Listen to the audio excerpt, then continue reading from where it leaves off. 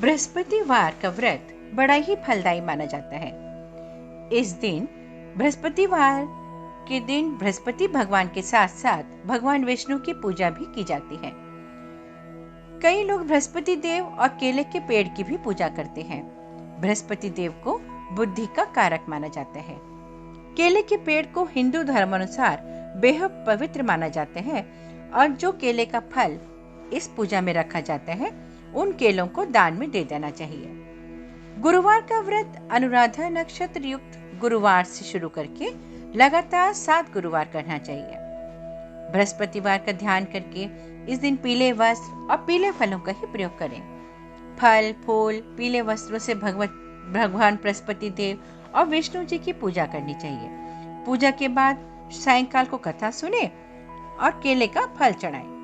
मान्यता अनुसार इस दिन एक बार बिना नमक का पीला भोजन करें। भोजन में चने की दाल भी प्रयोग में ला सकते हैं। बृहस्पतिवार की जो पौराणिक कथा है वह मैं सुनाती हूँ। प्राचीन समय की बात है। एक नगर में एक बड़ा व्यापारी रहता था। वह जहाजों में माल लदवाकर दूसरे देशों में भेजा करता था। वह जिस प्रकार अधिक धन कमाता था उसी प्रकार जी खोलकर दान दिया करता था, परंतु उसकी पत्नी बहुत कंजूस थी। वह किसी को एक दमड़ी भी नहीं देती थी। एक बार सेठ जब दूसरे देश व्यापार करने गया तो पीछे से बृहस्पति देव ने साधु वेश में उसकी पत्नी से भिक्षा मांगी। व्यापारी की पत्नी बृहस्पति देव से बोली, हे साधु महाराज, मैं इस दान और पुण्य से तंग आ गई हूँ। आप कोई ऐसा उपाय बताएं जिससे मेरा सारा धन नष्ट हो जाए और मैं आराम से रह सकूं। मैं ये धन लुटता हुआ नहीं देख सकती। बृहस्पति देव को बहुत हैरानी हुई। उन्होंने कहा, हे देवी, तुम बड़ी विचित्र हो। संतान और धन से कोई दुखी होता है? अगर धन अधिक है तो शुभ कार्यों में लगाओ, कुंवारी कन्याओं का विवाह कराओ, विद्यालय और बाग बगीचों का निर्माण कराओ, पुण्य कार्य करो, तुम्हारा लोक परलोक सार्थक हो सकता है। परंतु साधु की इन बातों से व्यापारी की पत्नी को खुशी नहीं हुई। उसने कहा, मुझे ऐसे धन की आवश्यकता नहीं है जिसे मैं दान में दे दूं। तब बृहस्पति देव बोले, यदि तुम्हारी ऐसी ही इच्छा है तो तुम एक उपाय करना। 7 बृहस्पतिवार घर को गोबर से लीपना, अपने केशों को मिट्टी से धोना, केशों को धोते समय स्नान करना, व्यापारी से हजामत बनाने को कहना और भोजन में मांस मदिरा खाना, कपड़े अपने घर धोना। ऐसा करने से तुम्हारा सारा धन नष्ट हो जाएगा। इतना कहकर बृहस्पति देव अंतर ध्यान हो गए। व्यापारी की पत्नी ने बृहस्पति देव के कहे अनुसार 7 बृहस्पतिवार वैसा ही करने का निश्चय किया। केवल 3 बृहस्पतिवार बीते थे कि उसी समस्त धन संपत्ति सब नष्ट हो गई और वह परलोक सिधार गई। जब व्यापारी वापस आया तो उसने देखा कि उसका सब कुछ नष्ट हो चुका है। उस व्यापारी ने अपनी पुत्री को सांत्वना दी और दूसरे नगर में जाकर बस गया। वहां वह जंगल से लकड़ी काट कर लाता और शहर में बेचता। इस तरह वह अपना जीवन व्यतीत करने लगा। एक दिन उसकी पुत्री ने दही खाने की इच्छा प्रकट की, लेकिन व्यापारी के पास दही खरीदने के पैसे नहीं थे। वह अपनी पुत्री को आश्वासन देकर जंगल में लकड़ी काटने चला गया। एक पेड़ के नीचे बैठकर अपनी पूर्व दशा पर विचार करके वह बेचारा रोने लगा। उस दिन बृहस्पतिवार था। तभी वहां बृहस्पति देव साधु के रूप में सेठ के पास आए और बोले, हे मनुष्य, तू इस जंगल में किस चिंता में बैठा है? तब व्यापारी बोला, हे महाराज, आप सब कुछ जानते हैं। इतना कहकर व्यापारी अपनी कहानी सुनाकर रो पड़ा। बृहस्पति देव बोले, देखो बेटा, तुम्हारी पत्नी ने बृहस्पति देव का अपमान किया था, इसी कारण तुम्हारा यह हाल हुआ है। लेकिन अब तुम किसी प्रकार की चिंता मत करो। तुम गुरुवार के दिन बृहस्पति देव का पाठ करो। 2 पैसे के चने और गुड़ को लेकर जल के लोटे में शक्कर डालकर वह अमृत और प्रसाद अपने परिवार के सदस्यों और कथा सुनने वालों में बांट दो। स्वयं भी प्रसाद और चरणामृत लो। भगवान तुम्हारा अवश्य कल्याण करेंगे। साधु की बात सुनकर व्यापारी बोला, महाराज, मुझे तो इतना भी नहीं पैसा बचता कि मैं अपनी पुत्री को दही लाकर दे सकूं। इस पर साधु बोले, तुम लकड़ियां शहर में बेचने जाना।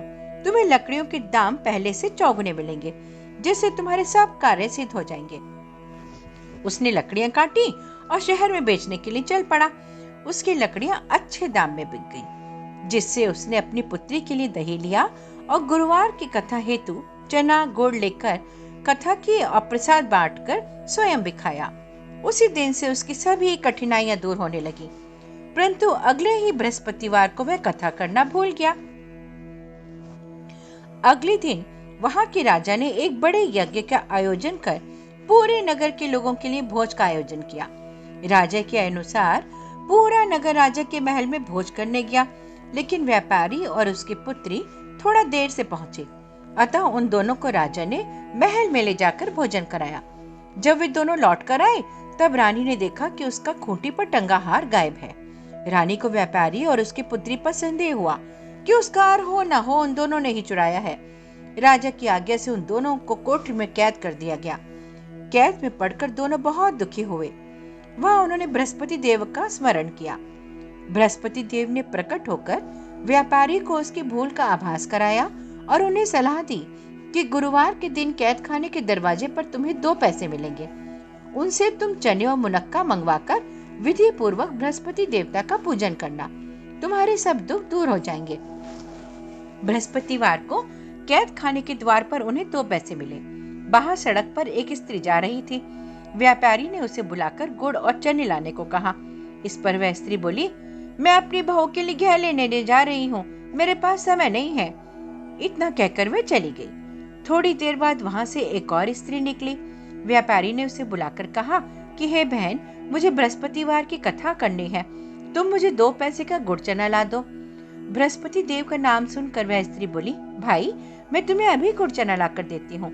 मेरा इकलौता पुत्र मर गया है, मैं उसके लिए कफन लेने जा रही थी, लेकिन मैं पहले ही तुम्हारा काम करूंगी, उसके बाद अपने पुत्र के लिए कफन लाऊंगी। वह स्त्री बाजार से व्यापारी के लिए गुड़ चना ले आई और स्वयं भी बृहस्पति देव की कथा सुनी। कथा के समाप्त होने पर वह स्त्री कफन लेकर अपने घर गई। राम नाम सत्य है कहते हुए शमशान ले जाने की तैयारी कर रहे थे लोग।